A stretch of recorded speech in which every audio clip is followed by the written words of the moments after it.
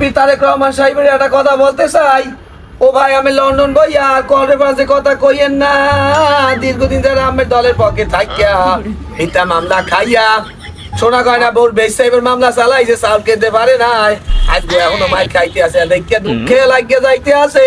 ও ভাই রে ভাই একটা কথা বলতে চাই, নব্বই যে বিএনপি এরা এখন তাহার বিনিময় পোস্ট পজিশন বেশি, এরা তাহার মালিক হইতে আছে 5ই আগস্ট এবার না খাইয়ে থাকতে, আর এখন ব্যাংকের মধ্যে হাজার হাজার টাকা আমের দলদারি গোষ্ঠী বায়লা গাছে উড়ে যেতে আছে। এতদিনে দেশের প্রতি দেশের মানুষের যে ভালোবাসা আমের প্রতি আনলে এখন আর ভালোবাসা নাই, এখন সবাই পিছনে বইয়ে খামার দিতে আসি।